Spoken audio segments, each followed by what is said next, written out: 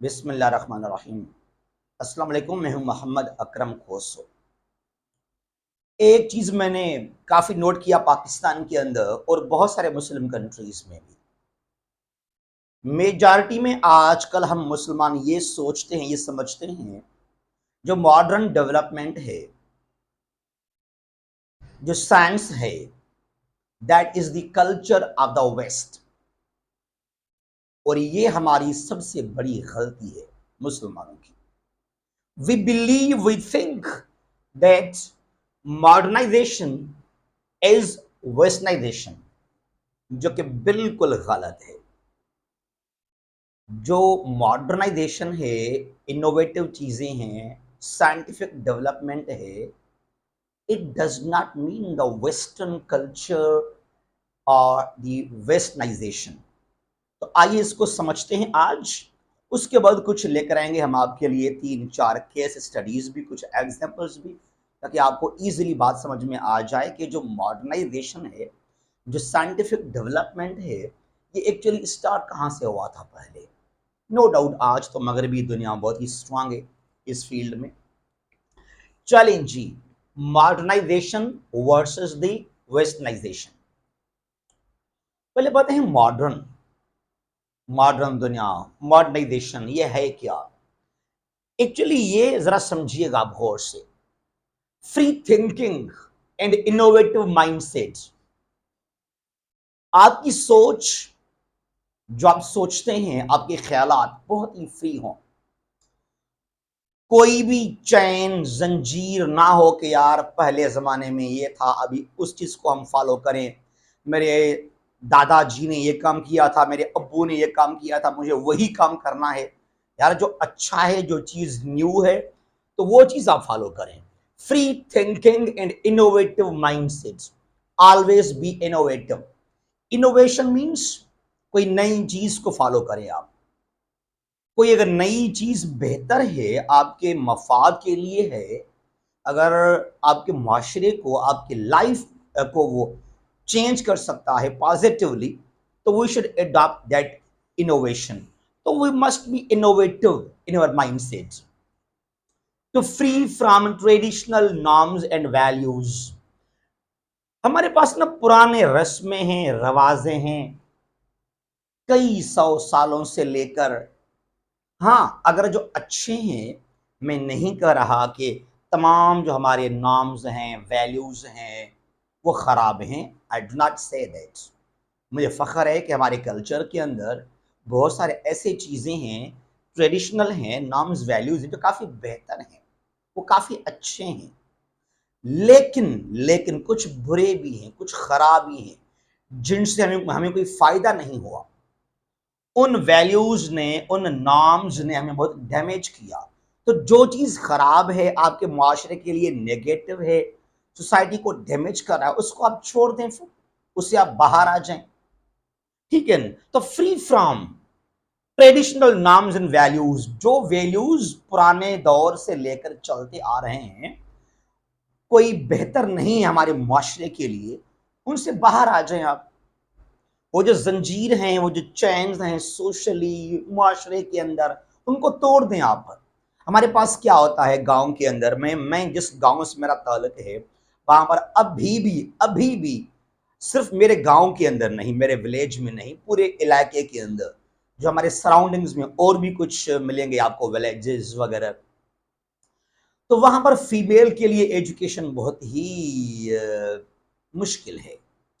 एक उनका माइंडसेट है कि शायद प्राइमरी, और गांव के अंदर आपको प्राइमरी तक स्कूल मिलेंगे, 6, 7, 8 मैट्रिक कॉलेज आपके लिए फिर शहर में आपको आना पड़ेगा, कोई 15-20 किलोमीटर जो दूर है तकरीबन आपसे वो स्कूल, वो कॉलेजेस।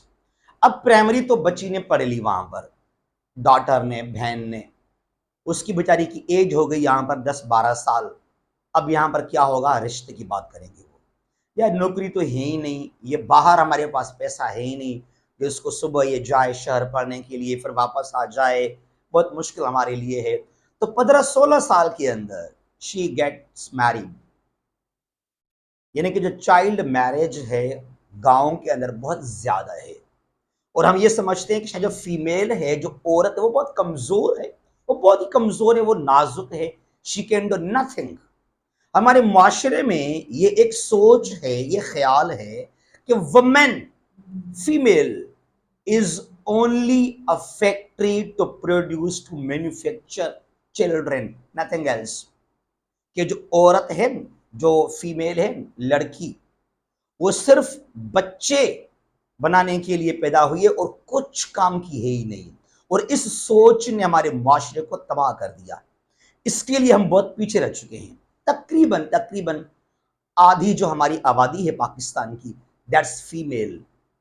तो भाई जब आप उसके उसके साथ ये रवैया सलूक करेंगे कि उसको तालीम ना दें, उसको हुकूक आप ना दें, तो कैसे आपका माशरा आगे बढ़ेगा? कभी आगे नहीं बढ़ेगा। तो ये जो पुराने हमारे पास रवाजें, रस्में हैं कि फीमेल को एजुकेशन ना दिया जाए, हाँ, मैं नहीं कह रहा कि पूरे पाकिस्तान में ये ऐसा होता है। मेरे ख्याल में 30% पाकिस्तान के अंदर 30% she is free, she enjoys all freedoms, all rights.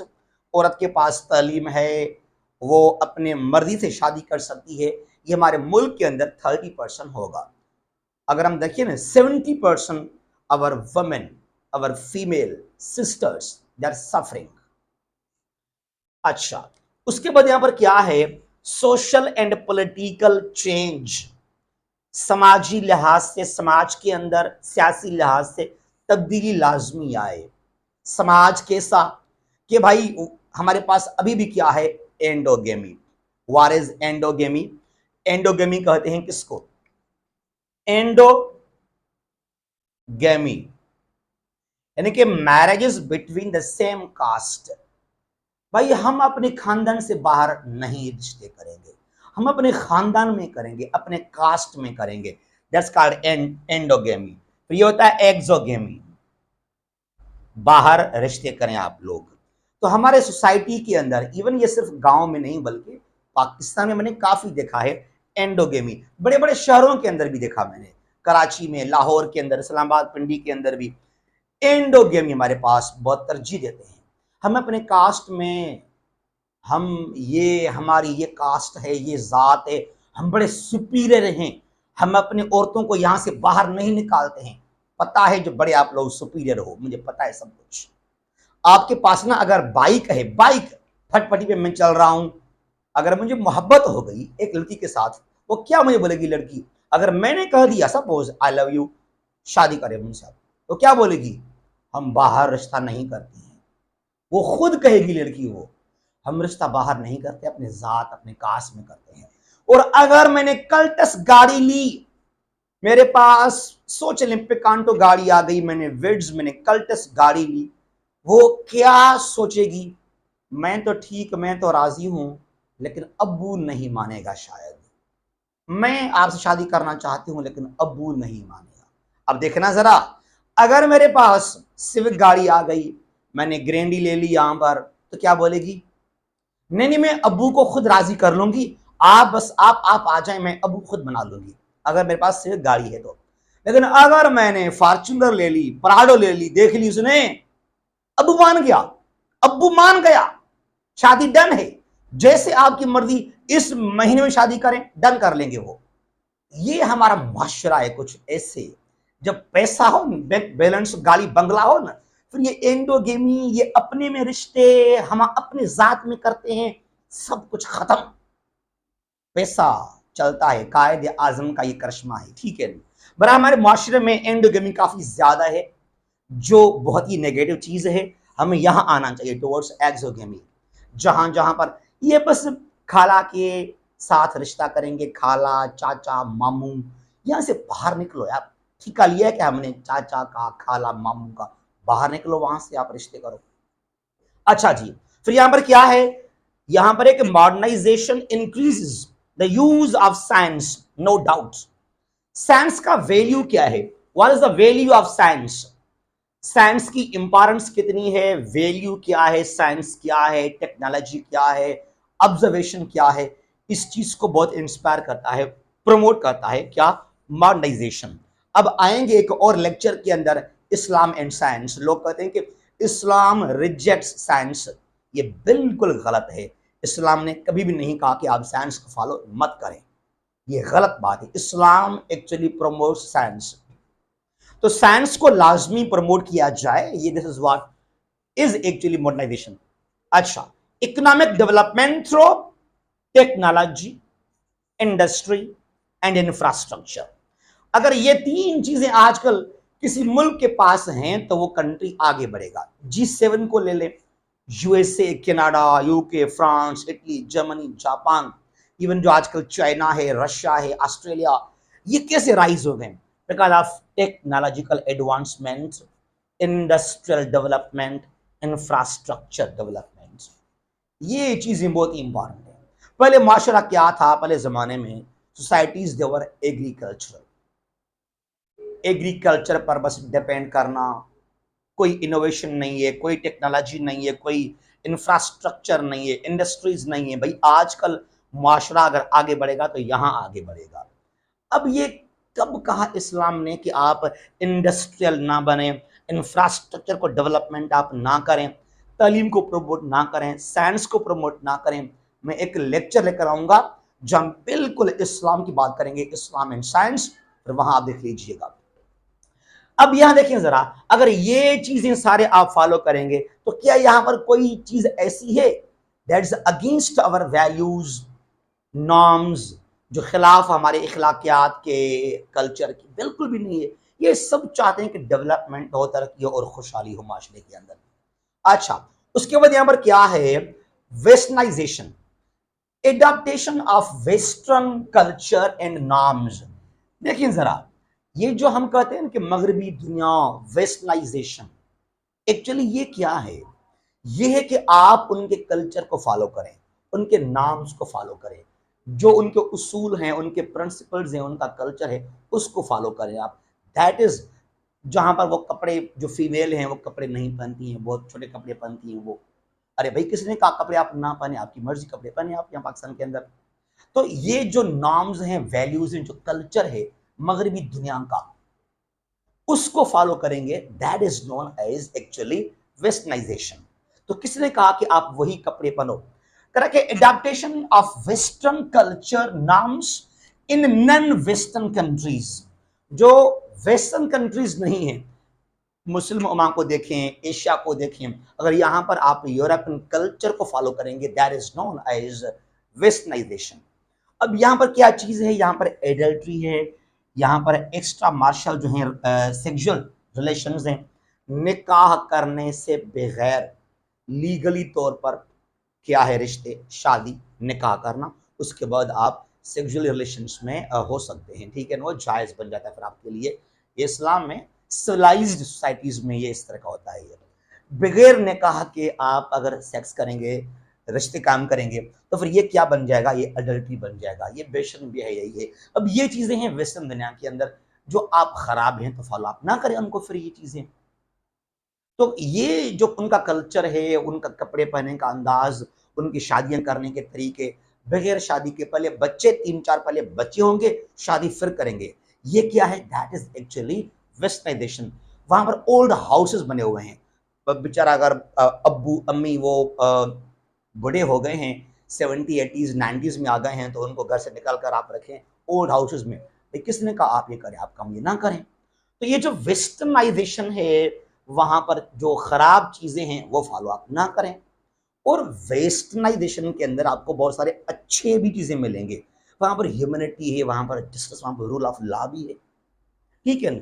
तो एक्चुअली जो साइंटिफिक डेवलपमेंट है, फ्री माइंडसेट है, और free from traditional norms and values, technology, infrastructure, ये है एक्चुअली मॉडर्नाइजेशन जो मुस्लिम दुनिया को लाजमी फॉलो करना चाहिए। अब एग्जांपल लें, golden era of the Muslims, Islamic age का जो गोल्डन एज कहलाता है, इस्लामिक एज का गोल्डन एज, गोल्डन एरा, वो कहां से कहां तक है? मेरे ख्याल में from 8th century to 14th century, that is the golden age of the Muslim world. The Islamic civilisation का जो गोल्डन एरा है वो ये वाला है। दौरे अब्बासी में जो डेवलपमेंट हुआ यरूशलेम के अंदर, बगदाद के अंदर, दमस्कस के अंदर, और फिर जो है कायरो के अंदर, मुस्लिम दुनिया, the house of wisdom, Baitul Hikma बनाया गया था बगदाद के अंदर, और अभी भी है कायरो में। कौन सा है, अल अजहर, ठीक है। तो ये जो बड़े बड़े आप नाम सुनेंगे न, ये अल ख्वारिज़मी, अल हैसम, इब्न रुश्द, अल हयान, या जो हैं इब्न सीना, अल राजी, अल किंदी, इन्होंने फ़िलासफ़ी के अंदर, मैथमेटिक्स के अंदर, केमिस्ट्री, बायोलॉजी, ज्योग्राफी के अंदर, अल बिरूनी को आप देख लें ज़रा, ये बड़े बड़े राइटर्स बने हैं। ये इतना जो इनोवेशन था, जिस तरीके से साइंस पर फोकस किया गया, Ibn Sina the father of modern medical science, Ibn bin Hayan father of chemistry. तो ये मुस्लिम दुनिया के बड़े बड़े नाम हैं। ये वो दौर है जब मुस्लिम दुनिया ने डोमिनेंट हुआ। मुस्लिम दुनिया, the Muslims were dominant all over the world. इस दौर में वेस्ट कुछ भी नहीं था। This era is known as the dark age of the West. जो कुछ भी नहीं था मगरबी दुनिया के पास उस वक्त। तो भाई वो मुसलमान थे, वो इस्लाम को फॉलो करने वाले थे, उन्होंने इस्लाम को नहीं छोड़ा था। इस्लाम के साथ साथ जो मॉडर्न चीजें हैं, एजुकेशन है, साइंस है, डेवलपमेंट है, इनोवेटिव चीजें हैं, वो आप फॉलो करें। तो ये इस्लाम के साथ साथ इस्लाम ने आपको सिखाया, तालीम हासिल करें, साइंस को फॉलो करें आप। तो ये मुसलमानों के वजह से फिर जब ये वार हुए, वार ऑफ क्रूसेड्स हुए, उसके वजह जब ये ईसाई चले गए वापस टुवर्ड्स यूरोपियन कंट्रीज, फिर शुरू हुआ जिनोवा, फ्लोरेंस, जो नॉर्दर्न इटली है, फिर वहां से शुरू हुआ the rebirth of Europe, Renaissance period of Europe, 15th and 16th century के दौरान। फिर दोबारा यूरोप पावरफुल हुआ और उन्होंने आकर यहां से सीखा। बगदाद, कायरो, दमस्कस, मुसलमानों का इंफ्रास्ट्रक्चर, इंडस्ट्री बहुत हाई था उस वक्त। अब इंडिया को आप ले लें, मुगल दौर के अंदर चाहे दिल्ली सुल्तनत था या मुगल दौर था, नो डाउट हम पढ़ते हैं कि वो इंडिया की इकोनॉमी बहुत अच्छी थी, GDP per capita income, India was quite developed country in the world at that time, no doubt. ठीक है, इंडिया बहुत ही तरक्की याफ्ता मुल्क था, लेकिन वो तरक्की मेरे ख्याल में लिमिटेड था फैक्ट्स फिगर्स तक। मुगल शहनशाह इतनी इकनॉमी है, यानी कि जो अवाम के अंदर खुशहाली थी शायद वो कम थी। मुगल दौर के अयाशियां, शाही किले, फोर्ट्स आपको नजर आएंगे। ये वही दौर है जब यूरोप में डेवलपमेंट हुआ, वहां पर तालीम, ये हार्वर्ड, अमेरिका, यूके, ब्रिटिश के अंदर ऑक्सफोर्ड, हार्वर्ड, कैम्ब्रिज। फिर यहां पर हो गया वार ऑफ इंडिपेंडेंस इंडिया के अंदर, और यहां पर एक शख्स आ गया, सर सैयद अहमद खान। उसने बनाया MAO कॉलेज अलीगढ़ के अंदर। उसके बाद जो इनकलाब आ गया, रिवॉल्यूशन आ गया इंडिया के अंदर, न सिर्फ मुसलमान बल्कि तमाम जो इंडियंस हैं, चाहे वो हिंदूज थे, वो सिख थे, वो वहां से पढ़े, तालीम याफ्ता हुए, और बहुत एक बड़ा इनकलाब आ गया इंडिया के अंदर। तो तालीम के साथ ये वही दौर है after the war of independence, जब तहरीक देवबंद ने कहा था, जो हमारे उलमा इकराम थे, कि अंग्रेजों के साथ मिलना, खाना पीना गैर शरई अमल है, इनका लैंग्वेज, इनका एजुकेशन हमारे लिए गैर शरई, गैर इस्लामी है, अन इस्लामिक है ये। लेकिन वो हमें शायद मिसगाइड कर रहे थे। अगर सर सैयद अहमद खान ना होते तो शायद इंडिया के जो मुसलमान हैं वो तबाह हो जाते। शुक्र है कि अल्लाह ने एक मसीहा भेजा, उसने हमें मॉडर्न तालीम दिया और हम कितने आगे निकल चुके हैं फिर उसके बाद। तो भाई इस्लाम के साथ साथ अलॉन्ग विथ रिलीजियस एजुकेशन, जो मॉडर्न नॉलेज है, जो साइंस है, टेक्नोलॉजी है, जो इनोवेटिव चीज़ें हैं, वो हमें लाजमी हासिल करने चाहिए, वरना मुसलमान दुनिया में तबाह और बर्बाद हो जाएंगे। और खुदा के लिए अपनी फीमेल को, अपनी बच्चियों को, अपनी बहनों को, बेटियों को तालीम लाजमी आते हैं। जहाँ भी ये खुश रहें। अल्लाह हाफिज़। पाकिस्तान जिंदाबाद।